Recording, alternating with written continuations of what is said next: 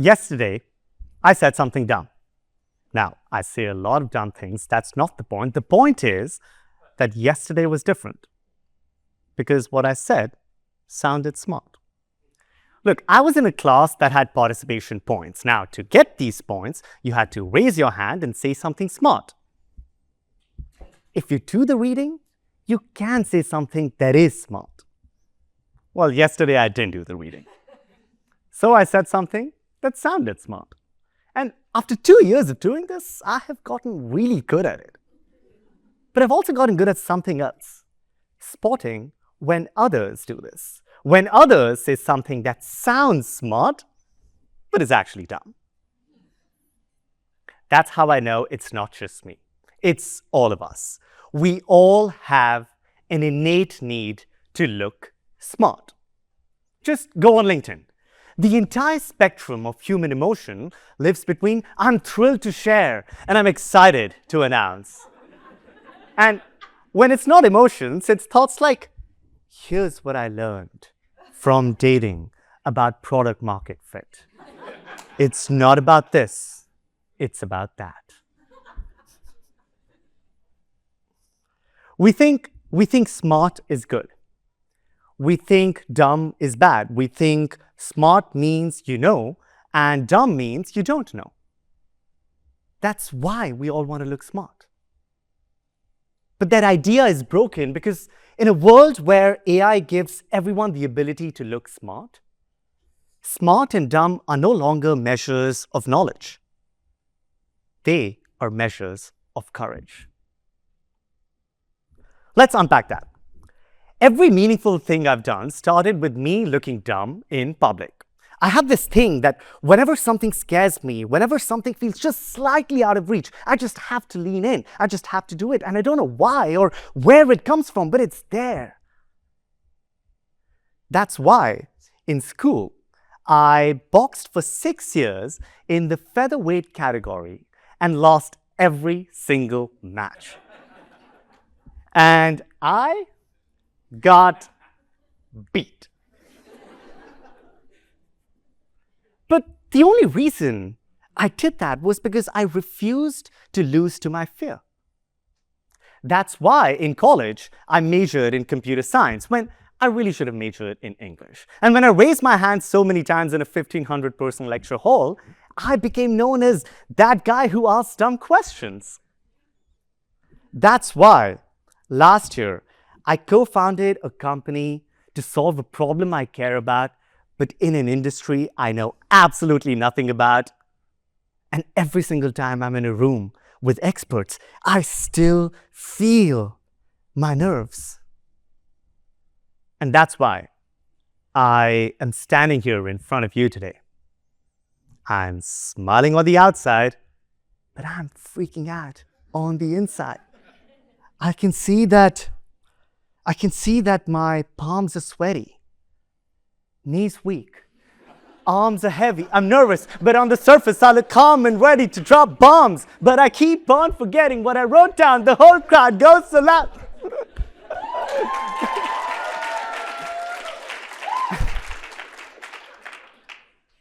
That was hard for me. You're smiling, but that was really hard for me. You know, I've been on many stages, but I've never chosen to look dumb on one. In fact, there's still a voice going in my head that's telling me maybe I should have chosen an actually smart topic for my talk. You know, something like semiconductors or geopolitics, but no. I believe that every great idea, every meaningful discovery, everything that matters begins with one person having the courage to look dumb. One person facing their own insecurity. So here we are. We are together in what I call the dumb tunnel. Let's get into it. When we're born, we have the intelligence of a jellyfish. As we grow up, we evolve to the intelligence of a chimpanzee and ultimately a normal human. But what lies between where we are and what we could be is the dumb tunnel. You see, The dumb tunnel is a dark, uncomfortable space you have to crawl through to risk getting to something great. It's a space between having an idea and knowing if it matters. It's a space between taking a risk and not knowing the reward. In the tunnel, you are exposed, you're vulnerable, but most importantly, you look dumb in public. Now, for most of history, there was no way around the tunnel. You wanted to learn something, start a company, or change the world, you had to go through the dumb tunnel. But today, for the first time in history, we can skip it. We can take this beautiful train we call AI and ride straight to the other side. And that is awesome, right? Well, here's the thing about the train. It can only go where tracks exist. It cannot wander into the tunnel. It cannot get lost and stumble onto something nobody's ever seen. I know this because I tried. When I was writing this talk, I asked ChatGPT so many times to write me something cool and simple and funny and different, and it did. And it was fine, but it wasn't mine. And it definitely didn't have an M&M segment in it. Because that came from wandering, from bothering my friends at midnight, from looking dumb in front of my coach, from being lost in the tunnel long enough for something unexpected to show up. Look, the train is incredible. I used it, but I ultimately used it to explore the tunnel, not to skip it. I used it to debate with me, not agree with me. So use the train, but use it to go deeper into the tunnel, not to skip it. Because it takes zero courage to ask AI a dumb question. You put nothing at stake. But it takes a lot of courage to ask a human the same question. You put your image, your reputation, your perception at stake. And at that moment, right before you ask that question, that's you in the tunnel. And at that point, you have two options. You can walk the tunnel, or you can take the train. And the courage to walk the tunnel is the only thing the train can never give you, because in a world where intelligence is abundant, courage is in short supply. Think about what had to happen for the iPod to exist. It wasn't Jobs has idea, Jobs builds iPod. No.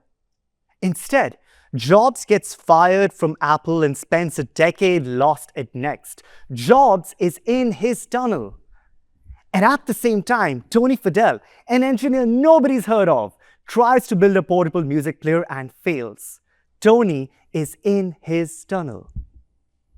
Two people digging from opposite sides with no idea their tunnels would ever meet.